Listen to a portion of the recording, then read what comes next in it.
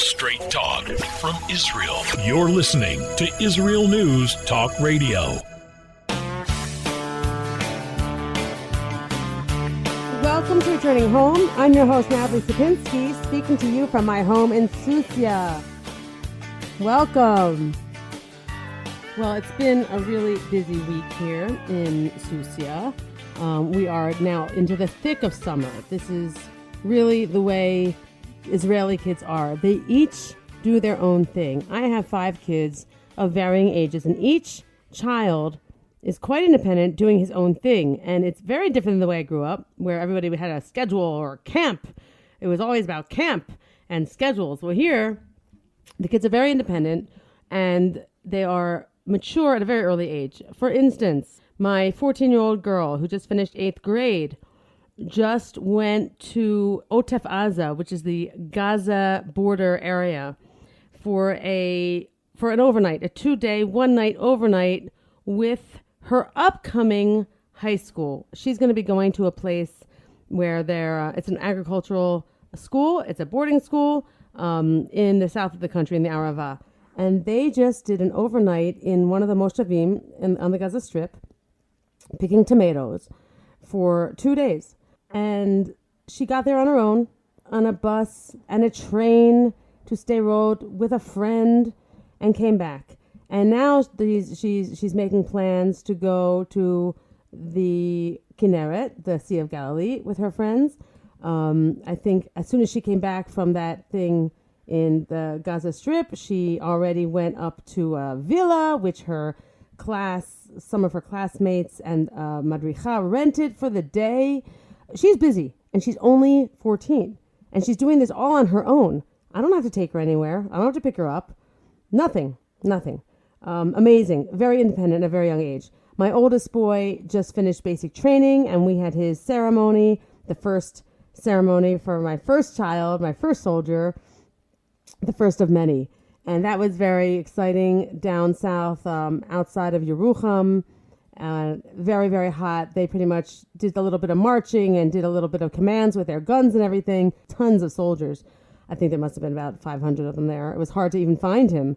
And he's going up to the Golan to do training now. He's in artillery, and he's working on the rocket launchers. He's one of them. And my other boy, who's 18, just passed his lifeguard course. He took the lifeguard course, and he will be working at a pool nearby in Sheni Livna. And my other boy, the one who went to Cyprus, is home, and he's now going to a water hole in Gush Etzion. And my youngest is in camp for 3 weeks. And everyone's doing their own thing, and it's crazy here, but that's Israel.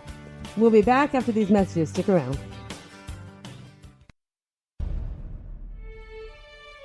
Israel is located in one of the most volatile areas in the world. Israel is an island of stability in a sea of war and unrest. In the midst of this turmoil, Israel stands out as a beacon of order and human progress. Each week we update you on what's happening in this, the Jewish state, a true light unto the nations. This is Jay Shapiro. Join me every Thursday on Israel News Talk Radio.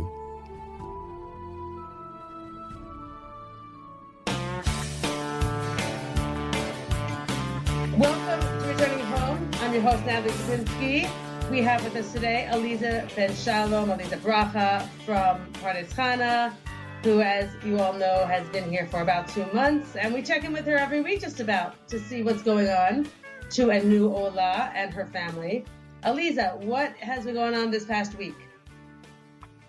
Hi, Natalie. So this week, what's going on? A couple things. One is I woke up this morning and found in my daughter's room with my daughter was a kitten. And I'm allergic to cats, although they're adorable and we love them. But apparently after her babysitting job, one kind of like followed her home and she brought it home with her. So that was a new, yeah. She knew it was in the house. Oh, she did. Okay, she did. It was on purpose. Okay, so let's explain. Listen, you got to explain to our audience about cats in Israel. Would you like to do it, or would you like me to do it? I'll just tell you what I know, and you can fill in the gaps. They are just kind of here all over. Like, I guess maybe like mice are in America, cats are in Israel, and they just roam freely, and they're all over the place all the time. That's right. That's right. Now, that's right. Now, I understand that this is because years and years ago, there was a problem in Israel. Maybe it was a mouse problem or a rat problem or something like that. And they brought in cats to take care of that problem. And what happened? Now we have cats living in trash cans. I mean, whenever we take out our trash, a cat jumps out. They're all over. Right. You're right. They're all over. And it's very sad because I was raised with a cat as a pet, 2 cats as pets. And cats were pets where I grew up. But here, people scream at them and throw things at them and hiss at them. And they see them as vermin. Right. Right. And this one, by the way, was like perfectly clean and beautiful and like looks like maybe 2-3 months old. And I said to my daughter, well, maybe this cat actually belongs to somebody. She's like, no, it doesn't have a collar. I said, I don't know. Some people maybe let them roam free, or if they're kittens. And so anyway, she took the cat, and it's no longer in our house. I don't know where it is. I guess we'll have to find out another time where the cat is, but she really fell in love with this gorgeous cat. So well, if you feed her maybe, and she sticks around, get her shots. That's what my husband said. Right. An outdoor cat, just put out some tuna. You'll have all the cats in the neighborhood. Yeah. Well, you don't want all the cats, but you want the pretty ones. Just the pretty ones and the what do we say? The clean ones and the ones that are healthy, you know. Right. You don't want to when we're missing an eye and missing a tail, right? Right. We see them, and it is shocking when you see that in Israel. It's one of those things people don't really tell you. Right. There are other things they don't tell you either. We'll get to that. So tell me what is okay. If that's your big adventure for the week, you're having a pretty quiet week. Well, right. So the only other adventure is that our kids started Kaitana, which is basically school camp, which is this 3-week interim after school ends, goes into the summer, and they do a modified learning / activities. And, my kids were in school for 2 months, and camp just started. We're here a total of, I believe it's just over 3 months. Mm-hmm. And it's a whole process because it's different than school. Some friends go, some friends don't. Right. It's new teachers. So we just went through a whole nother transition again. Right. And what I've been learning is that we have to have more and more and more Hebrew tutoring because my kids are sitting in a class all day and understanding, virtually nothing.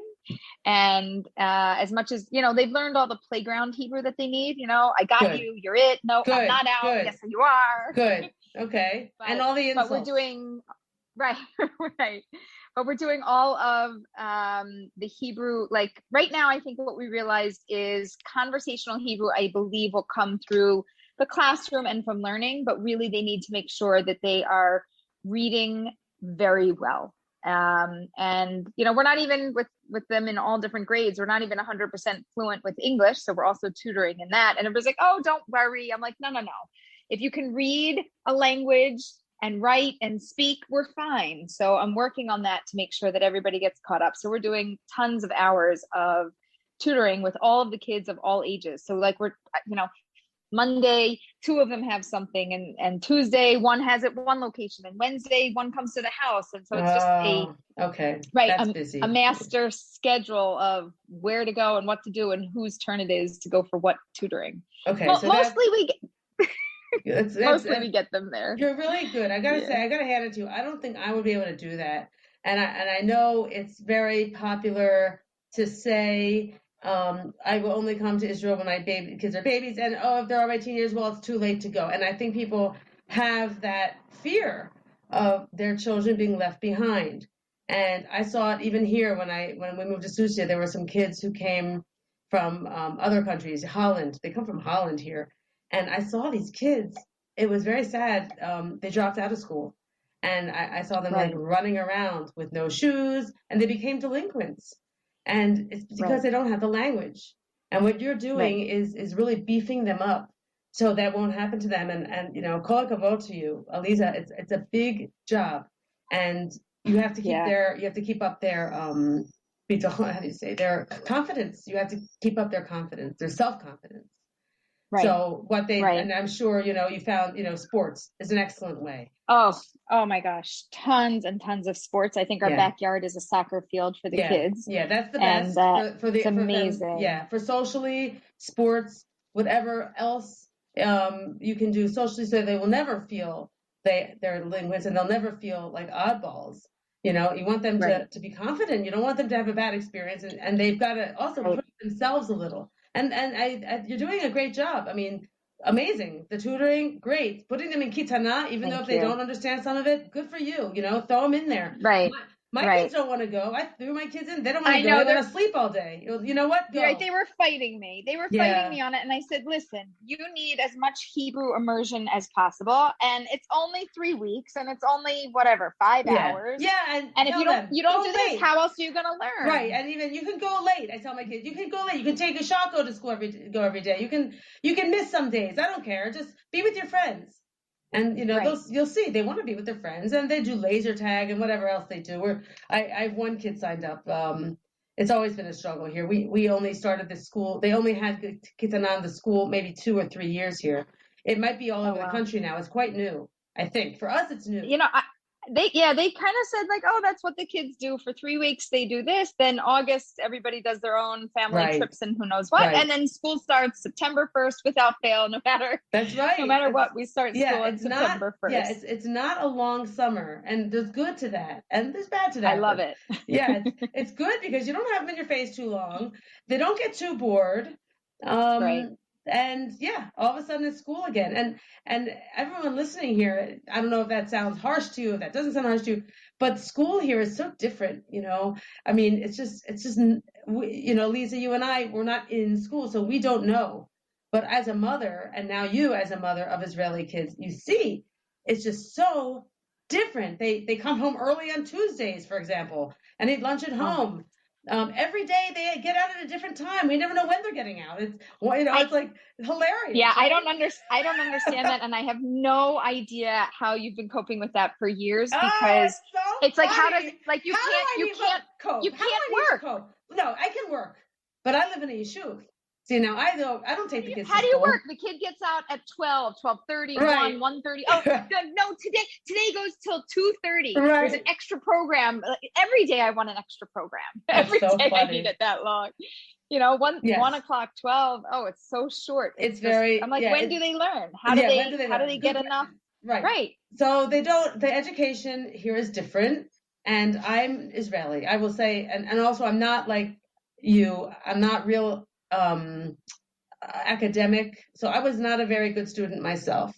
My husband and I fight about this. He's like, you're letting them, slack because you think it's okay that they don't learn just because you weren't a good student. Well, not everybody's going to turn out good. Just because I don't hold a lot.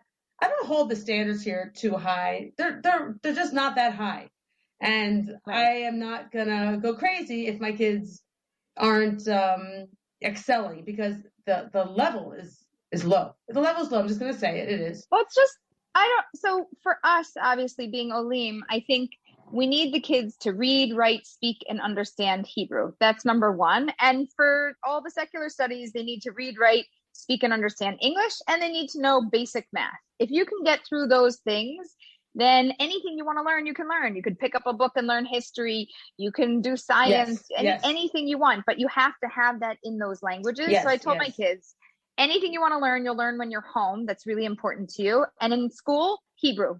That's all you need to do is figure out how to speak and read and write, and we're going to be fine. But you've got a hard job, and it's not just a hard job for 6 months or a year. It's like the next 3 years, really hyper focus on this, figure it out, and learn to communicate. Right. And step it up. Take a step in the right direction each day. And I make them come home now, and I said, tell me one new person you met. I said, it doesn't have to be a friend. Just tell me the name of one new kid that you met, and tell me a story, something that happened at school. And each day they're coming home and they're telling me the name and the story. And I'm like, okay, great. And then I give them a piece of bubble gum as a reward. Good. And then they go on, but they're excited to come home and tell me something because they want a piece of gum. I said, good, but they should be running home to tell me something about the people that they're meeting and what they're doing. So we're just trying to keep the lines of communication open and learn a little bit about who they're spending time with, and have them paying attention to the people that are around them, so that they're not just sitting in a corner. I mean, I did spend an hour and a half in a class with one of my kids this week because it was new to him and he didn't know anybody and he didn't want me to leave. But after the first recess where they played outside, he's like, I'll be okay. I'll see you at the end of the day. Good. I thought I was going to be there for 5 hours. Wow. We had to let Aleeza go. Stick around for our next segment. After the break, we're going to be speaking with Chris Buchal, who I met on Facebook. He is moving to Israel and just found out he was Jewish 2 years ago. Amazing story. Don't go anywhere. We'll be right back.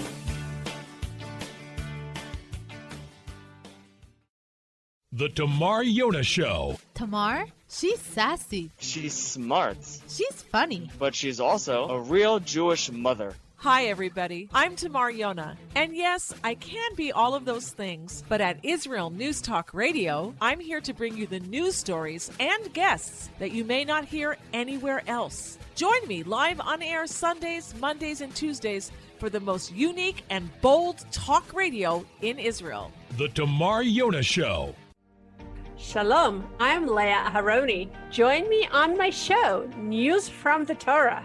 Each Sunday, we'll use the weekly Torah portion as a prism for understanding the news today. Listen to News from the Torah to gain clarity about the times we're living in and to understand your own spiritual path in the process. News from the Torah every Sunday on Israel News Talk Radio.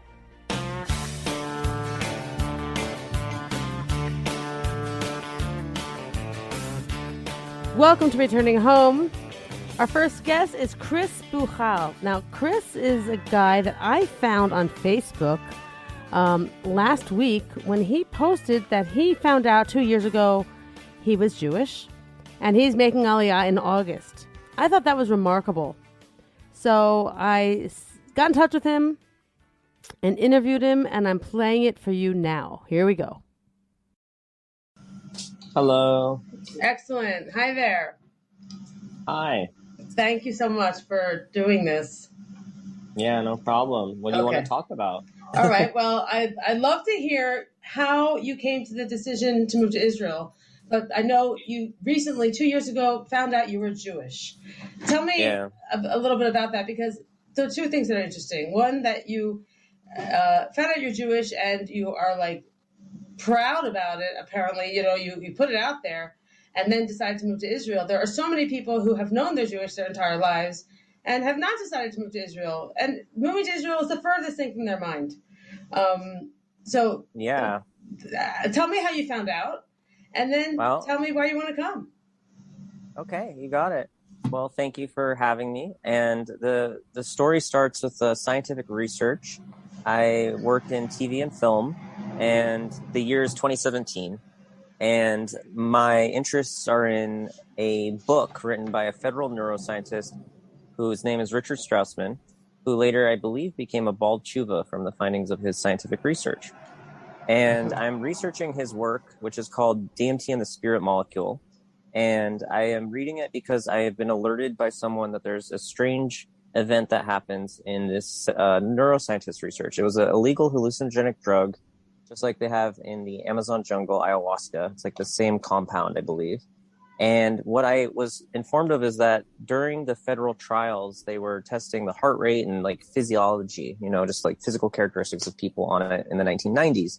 And I believe that while reading about it, I found some patterns in the information that matched near-death experiences and alien abduction stories. And so I was working on like a fictional story for a film. Cool. And it was all very cool and, all that sort of thing. But I also was while reading all these trip reports and reading all this stuff, I discovered something about the Hebrew language and a theory about Moses and the burning bush being some sort of like drug trip or whatever. And I didn't know anything about Judaism. I was raised Christian, and I was trying to write a cool, film. And we'd been working on it with like another guy. And so I was reading about this stuff, going through internet forums, and it was all pretty far out there stuff, for a science fiction kind of concept, obviously. And I was pretty skeptical of the whole thing. And while reading these internet forums, there was a rabbi who had talked to the scientist, and I reached out to him and wrote to him because I was curious about the theory of the burning bush and Moses, and kind of like studying this pattern in history of these different rituals people done, and all sorts of like hippie stuff, science fiction stuff, alien stuff. It was like all good stuff. I wrote this rabbi, and he started to talk to me about sound waves in the Hebrew language. And I don't know how familiar you are with the anomalies found in sound waves in the Hebrew language, but it's very fascinating. I never heard of it. Go ahead. Okay. So basically, the federal neuroscientist knew this rabbi and had talked to him, and I believe there had been some people who had seen Hebrew in their trips. And so in the sound wave stuff that I was learning about, the Hebrew language is really mystical, and it's math, a shape, a sound, gematria. It has many facets to its 22 letters. But what was really fascinating to me is that when you're looking at a sound wave, it forms into a shape. And in that sine wave that it forms into, with the Hebrew alphabet specifically, the shape of the letter forms to the same shape as the alphabet letter when said out loud in the sine wave physically, like in the actual sound wave itself. All right. And so I thought that was really cool. And my friend Jose is a Jew and was sharing me this idea of like the Torah. There's a guy from Hebrew University who converted the Torah into perfectly composed sheet music. So you could hear the splitting of the Red Sea. You could hear it as if like John Williams did the score to the Bible, but it was taken from the language itself. Right. Okay. So at this point, I'm like, what is going on here? It's like the real life movie Pi by Darren Aronofsky. And so this is where the story gets kind of weird in that I didn't really know my grandmother too well. My mom and her, she hadn't been a big factor in my life. But near the end of her life, I met my grandmother in the room when she was told she was going to die from cancer.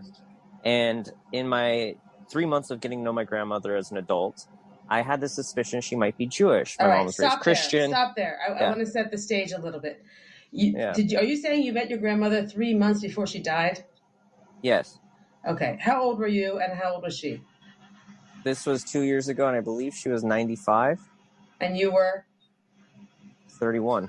All right. So you're both adults. You're a young adult. She's at the end of her life. You found out she's going to die. First time you ever met her. Is this for real? This is the story, yes. Wow. It wasn't the first time I'd ever met her. I met her as like a 3-year-old or a 5-year-old, but no real memory or knowledge of who she was or how she operated as a human being. I had no real relationship with her. Okay. So I visit her once a week or when I can and, bring her flowers and the whole thing and try and understand her. She can't talk. It's very sad, And I just suspect she might be Jewish. My friend Jose suspects that I might be Jewish. And I approach my mom. My mom doesn't know. She goes to her friend. And her friend looks up the family tree. And it turns out that my grandmother is Jewish. And she had wanted to be cremated. But we were looking at, the culture and stuff. And apparently that's a big no-no. And so I brought it up to her, and she, wasn't too vocal about it. But in the last week of her life, decided she wanted a Jewish burial. So we did, and that was kind of the beginning of the story. So I'd done all the science research, been talking to some guy about sound waves in the Hebrew language, and trying to put some story together. Right. Well, that's where it gets really interesting because later I'll get to that part. But basically, my friend Jose says, well, now you're Jewish. Why don't you try a day and see what it's like to do? And the first day I ever did, it was kind of a funny story. What do you mean to do? What do you mean to do? Why do you try a day to be Jewish? Is that what he's saying? Well, no, he was just saying learn about your roots and heritage. You know what I mean? Okay. In so many words. Right. And so, Jew your best. Right. Okay. So where are you living? So set the stage, because I know you live in Portland, Oregon. I guess we skipped that. But you're a young adult. Are you a single male living there on your own? Yeah. I had kind of gone out of a 3.5-year relationship back in 2017. And so I was single and doing all that research. And then let's say 2019, I meet my grandmother. No serious, long-term relationships, working in film and TV. And I'm in Portland, Oregon. My friend says, go and, learn about your roots and heritage. And so I like to dramatize this story a little bit because it's kind of funny because, obviously I have no idea what I'm getting into. And so my first day I show up at his house and I'm like, and he's an Orthodox Jew. Okay. Oh yeah. Good. Thank you. You just said it perfectly. You have no idea what you're getting into. Where did you grow up? So did you ever, how could you not know any Jews? You sound like a normal American guy. You're in film. The film industry is filled with artistic people from all walks of life, many Jews. So where did you grow up that being Jewish is such a, I grew up on a farm. Hubbard, Oregon, 30 miles south of Portland. My parents were divorced, and I spent a lot of time just reading books in isolation and being farm, horses, sheep, constantly cleaning up after them. Wow. Okay, you really are stuff. unusual. Okay, so you're not from a city at all. I mean, my mom lived in Portland, so I would do that. I was kind of a nerdy guy, but just out in the countryside, spent 8 years and going to school, public school, American education. Okay. My grandfather, I know, had done some work in World War II, and I had some understanding of him being Jewish, as a blood thing. It was past, I didn't know anything about the history, and he had been Christian as long as I had known him. And that was kind of, the story there. Yeah. So no real roots, heritage, community, or any sort of exposure. Wow. But I had gone to a hippie arts camp in Portland. My mom and sister would be sent to in the summers, and there's some Jewish community to some extent there, but no religious understanding or cultural understanding. All right. I heard about Hanukkah. That was about it. Okay. Because it's around Christmas time. All right. So you're in your 30s. You find out your grandmother's Jewish, and your friend says, "Start digging." Yeah. Yeah, and so he invites me over to his house, and I'm like, "Great." I hear there's lots of food and stuff, and he's like, "Well, not today. You're actually, if you want to try what it's like, just you can't eat today." And I was like, "What?" I was like, "Well, let me text my friend." He's like, "Actually, you got to put your phone away. It's you're gonna do this." I was like, "What?" Like, "Well, I might as well drink some water." He's like, "Nah, you're not gonna be able to drink water for the next 25 hours. And my first day of just understanding what being a Jew was Yom Kippur. Oh, okay. Funny. Yeah, okay. Right. He couldn't tell you that. He couldn't have told you. I mean, he feels like he explained it, but you have to understand that these are abstract concepts to someone who has no idea what you're talking about. You know what I mean? Right. What does that mean? That's right. He might have said on a day of atonement, but what does that mean? Right. He may have said. I mean, we're gonna be sad. Right. Right. As if I knew. Right. Yeah. Right. It's always it's very funny. So, anyways, I show up. And the rabbi, he whispers the rabbi's ear. He looks at me, face palms. He's like, "Oh no." He comes up to me. He's like, "You're in way over your head, but here, I got a book for you." Okay. And I read it, and it was Derek Hashem. Mm-hmm. And in the book Derek Hashem, I found a bunch of stuff that correlated to the federal neuroscientist research, as well as the idea of the neshama leaving the body when you dream, when you're asleep. And I thought that was extremely interesting. And it had, I left out a key part of the story, which was what got me into this whole research to begin with was this declassified CIA document about sound waves and human consciousness. So you're there with Yom Kippur. The rabbi gives you the book. Yeah, and I really connected to the material. I did all the prayers. I did the fast. One of the funnier things I experienced on Yom Kippur is everyone had the I called them security blankets, but they were the talit. And I didn't understand why anyone would have them, But 6 hours into Yom Kippur, you get kind of emotional if you sit in that headspace, and you're thinking of all the actions you've done in your life. And then, you start to realize everyone's crying under the talit because no one can see you cry. You can cover your face. And so I was like, oh, it makes perfect sense, Okay. And so I thought that was, part of it. Obviously, there's a more spiritual connotation I would grow to learn later. But that was my kind of understanding. And so I read the book. I was intrigued. He was like, "You should come with me. I'm going to Israel." Jose, my friend. And I said, okay. And I booked my ticket. And when I got to Israel, a series of very strange things happened that led to me working for Aisha Torah on a film on the history of the Jewish people.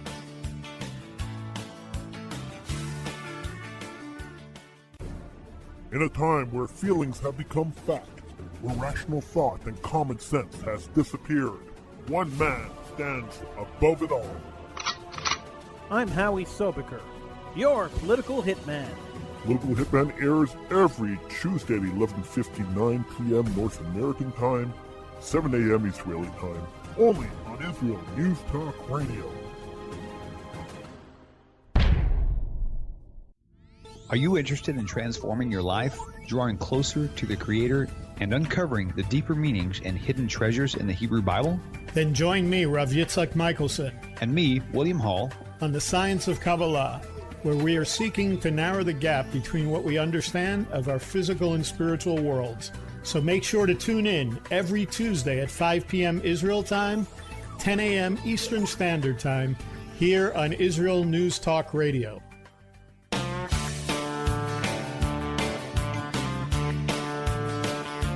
Welcome back to Returning Home. We're continuing our talk with Chris Buchal, the filmmaker who discovered he was Jewish just 2 years ago, is in Portland, Oregon, came to Israel with a friend, got involved with Aish HaTorah, and he's continuing his story from there. Wow. And I ended up studying at Aish HaTorah for 4 months, which was its own story, but in the interest of time and moving this along, I got back and started to really connect with what, I had a lot of questions, a lot of skepticism, argued with some of the good rabbis at Aish for 3 months straight, but they would always, discuss it. Always. So that is very interesting. So that is very cool. So let me just jump ahead to your moving to Israel. So you came here on a trip. You stayed longer than you intended to and got involved with Aish HaTorah. You probably never had even heard of Aish HaTorah. They are amazing. No, right? No, but they were incredible. Yeah. They're great. So what made you? Was it just a natural outcome of all that you decided? Okay, if I'm going to be Jewish and I want to learn more about my religion, I want to do it in the right place. Is that how you decided to move to Israel? Well, I guess so. I mean, I got to work with Ken Spiro at Aish and on the history of the Jewish people, which allowed me to connect to my family that I never knew in a way. I didn't know any of my grandparents that far down the tree, and my grandfather I only knew because of his brief talking about World War II. And so it was a way I could kind of learn a bit, and I personally had some very, cool spiritual experience in Israel, the kind of hashgacha pratis kind of vibe. And so, I got back and coronavirus happened. And then I've just, since Corona, feel like, I've been studying and learning, and I just feel drawn to Israel to continue to kind of dig into as much as I can learn about the sound waves and some of the practices. And I don't know, I just feel like I belong there, and I will do much better there than here in the United States. I love it. That's all you needed to say. That is great. We're very happy to have you here. And I don't know that many people, so it's nice to meet you today. It's nice to meet you, and you'll be fine with your attitude and your scientific mind. And you're already connected to Aish HaTorah. That's a whole community there. But you'll come down, you'll see where I live, and we'll get to know each other, and you'll meet a lot of people. There are a lot of Olim. And you'll do fine. You'll do fine. I'm so happy that you were able to do this. Thank you so much, Chris. And thank you for having me. I'd like to check back in with you. If you said you're going to be moving in August, so that gives you a couple of weeks, right? Is that right? August? Yep, I'm getting my affairs in order, and I have to still go through the aliyah process while in Israel. But I had booked the flight. Good for you. And Good for you. I'm going to try to bring my camera and make a film about the beauty of Israel Amazing. that captures its essence. So Amazing. It should be a good time. Amazing. Okay. That was pretty interesting. I'm glad I caught him. It was not easy to schedule an interview with Chris. He lives in Portland, Oregon, which is 10 hours behind Israel. So I had to get up at 4 a.m. at one point, and that didn't work. And then I actually had to catch him at 11 o'clock at night, his time. And it was just, it was not easy, but we did it. And, there are probably a lot of people out there who have Jewish blood, a family member who's Jewish, a grandmother, a mother, and they don't know it. And it's so interesting to me to find these people, and they just jump in with both feet, and they're curious and they explore. And then you get the other people who are Jewish. They know it. Their name is Cohen or something, and they kind of don't care, and they not only disassociate but even reject their heritage, their Jewishness, for all kinds of reasons. We all know about the self-hating Jew. We see that today. We've seen it always, and it's upsetting. It's very upsetting, and it's so refreshing when you find someone new who's excited and curious and open, and it's very nice to see. I don't see many of them. I don't see many. It's a shame. But in Israel, you find all kinds of people. I remember years ago, my sister came to visit us, and we went to Eilat. We lived in the south near Eilat, and we went down for the day or something, and she was just watching all the people walking up and down the Tayelet. So Tayelet It's kind of like a boardwalk. And she said something funny to me. She said, wow, I didn't know Israelis looked like this. And I saw what she saw. She saw the Israelis that were from Ethiopia. She saw Israelis that were from Russia and blonde. There are people in Israel from all over the world. It is such a multicultural place. I loved that. My first time here, when I went to Hebrew University, it was my first time. It was a one-year program in 1991. And I loved it. I loved meeting people from all over the world. It opens you up and it sharpens your senses and it makes you realize that there is a big world out there, but we're all connected. If you're Jewish, you're connected. I mean, everyone was learning Hebrew together. Everyone knew the basic Hebrew words and maybe some basic prayers. Everyone knew about Shabbat. It's amazing when the world comes together, and it comes together here in this very, very small place. And I don't know if it's like that anywhere else in the world, but here is the Jewish home, and people are coming here from all over, and they all have the same yearning to come to Israel, no matter where you are, and they come home, and it's amazing to see. And when you hear a story like Chris's, you got to wonder, why don't more people have that same feeling? Why don't more people come? It's I'm on these different aliyah groups and this Pardes and aliyah groups, and you see the numbers and you see all the questions and you see people very interested there, and it's very nice to see. So it is happening, but it is happening slowly. It's happening slowly, and I do understand. I mean, I was living in the Galut for years too. I just read Plot Against America for the second time. Those of you who have not read it, or I think they came out with a movie a couple years ago. It's a great book, and it's a book that is fiction, okay? And it takes place in the 1940s in America, and it sets up the presidential election of Franklin Delano Roosevelt against Lindbergh, the pilot. And he's like this really right-wing candidate who is friendly with Hitler. And it goes on and shows the step-by-step process of the anti-Semitism in America that is following what happened in Germany. And they have these, plans for sending the school children out to the farms in the middle of America to learn about farming and to live with non-Jewish families, and these little programs like that. And then the kids come home and they're like totally not interested in being Jewish anymore. It's a great read.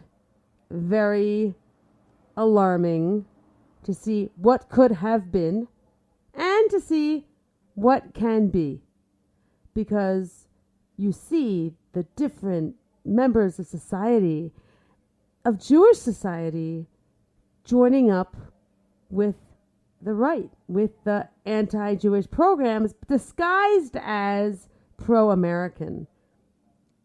It's a great book. It's a great book. I could not put it down. I couldn't put it down.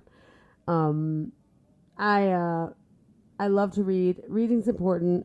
And when you move to Israel, it's, you don't have access to like these American libraries anymore. So thank goodness we're readers, and we brought a lot of books, and my husband continues to order books. Those of you who do move here will find yourself in these book swaps. They have them in some of the communities. I know Ma'ale Adumim has like this big book swap for their English-speaking community. Very nice. And, you find your way here. You find your way no matter where you end up. Even if you come here and you don't stay where you thought you were going to stay, you'll end up in a home. You find your way here. It's fine to move. And, whoever, again, I end every show saying these words, and I hate to sound like a broken record, but it's so important that if you are thinking about moving, if it's something you've always wanted to do, if it's something you just recently thought you wanted to do, go for it. Put one foot in front of the other, contact Nefesh B'Nefesh, and start the process. because it is just great here. It's just great here. I mean, I told you in my opening statement here how busy all my children are. And it's just so, it's overwhelming how life just moves. It goes so fast. It goes so fast. And you only get one. You know, we don't get a second shot at this life. And it's so, you know, when Aleeza told us that she has date night with her husband, it's such a refreshing thing to hear. It's such a beautiful thing to hear that you can do that here. You don't have to like hustle around getting a babysitter. You don't even have to use your car. You know, we all live in small towns. If you live in the city, you can walk. If you live in a small town, you can walk. It's very freeing here. It's very, very, very simple, and it's such a high quality of family life. And family life, like one of my guests said in the past, I think David Rubin said, family life here is a value that is very high. And that is true, and that is important. And every Shabbat we come together, and then everyone goes on their own way during the week, but then again, you come back together. And that doesn't just happen in religious families. That happens in many non-religious families too. It's just a beautiful part of life here. We are just about out of time. Thank you all for listening. And stay with us for next week. We will have new guests. I have them lined up already. I'm not even going to tell you who they are.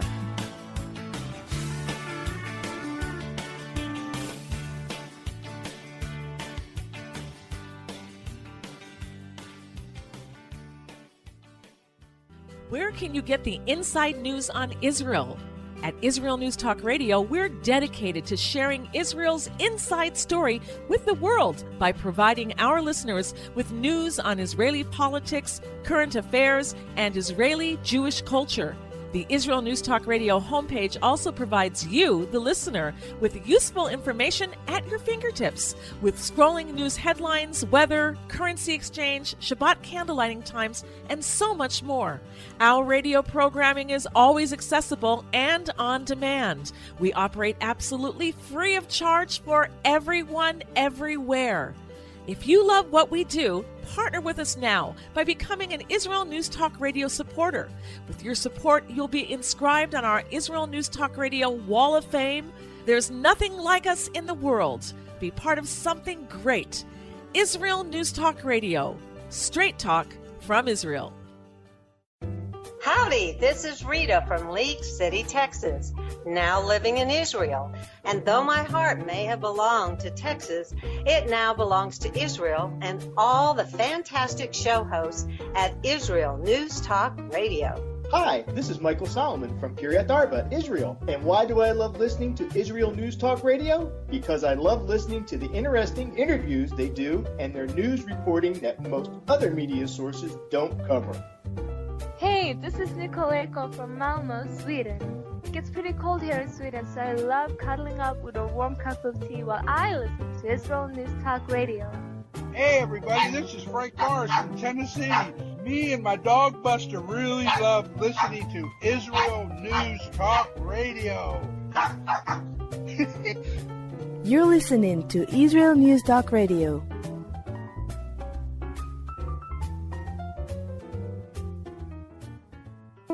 News, opinion, and more. You're listening to Israel News Talk Radio.